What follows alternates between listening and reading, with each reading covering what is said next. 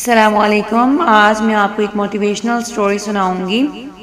ایک دفعہ کا ذکر ہے، ایک قاضی نے اپنے شاگردوں کا امتحان لینے کے لیے ان کے سامنے ایک مقدمہ رکھا اور کہا کہ اس پر اپنی رائے لکھیے۔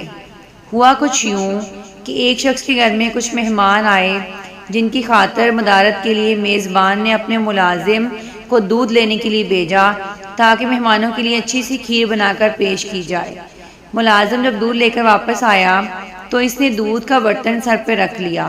اوپر سے ایک چیل گزری جس کے پنجوں میں سانپ تھا۔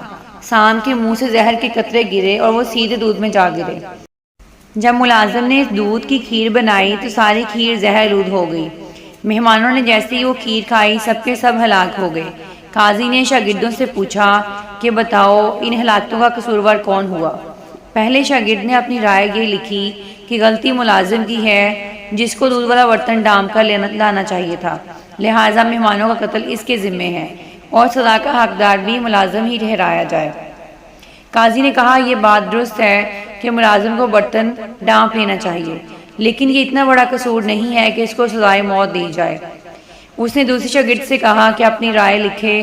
دوسرے شاگرد نے اپنی رائے کچھ یوں لکھی کہ اصل مجرم گھر کا مالک یعنی میزبان ہی ہے، کیونکہ اس کو سب سے پہلے کھیر خود چکھنی چاہیے تھی، اس کے بعد ہی مہمانوں کے سامنے رکھنی چاہیے تھی۔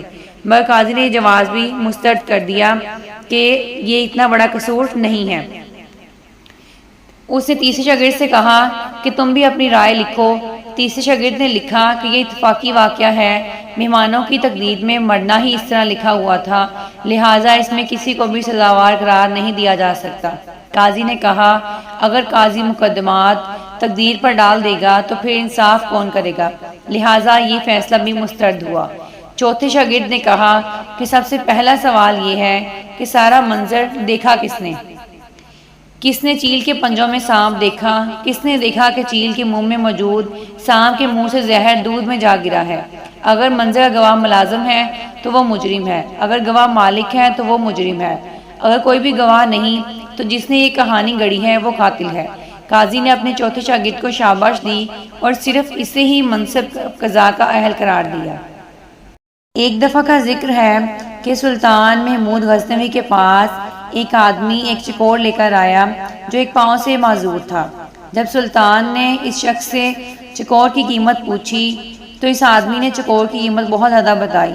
سلطان نے حیران ہو کر پوچھا کہ اس کا ایک پاؤں بھی نہیں ہے، پھر بھی اس کی اتنی زیادہ قیمت کیوں بتا رہے ہو؟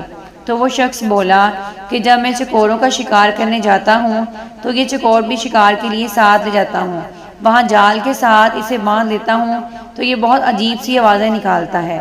جب یہ عجیب سی آوازیں نکالتا ہے تو اس کی آوازیں سن کر بہت سے چکور اکٹھے ہو جاتے ہیں اور اس طرح میں ان کا شکار کر لیتا ہوں، اس لیے یہ چکور میرے لیے بہت قیمتی ہے تو اس کی قیمت بھی زیادہ ہوگی۔ سلطان نے اس کی باری قیمت دے کر اس چکور کو اسی ٹائم ذبح کر دیا۔ وہ شخص بہت حیران ہوا کہ آپ نے اس چکور کی اتنی زیادہ قیمت دی اور اسے ذبح بھی کر دیا۔ سلطان نے کہا جو اپنوں کے ساتھ مزدوری کا ڈونگ رچا کر ان کے ساتھ غداری کرے اس کو مار ہی دینا چاہیے، اس لیے میں نے اس چکور کو مار دیا تاکہ دوبارہ کوئی بھی جانور اس کی آواز سن کر تمہارے جال میں نہ آئے۔ اس لیے بہتر ہے کہ ایسے غداروں کو مار ہی دینا چاہیے جو اپنوں کے بھی نہیں بنتے۔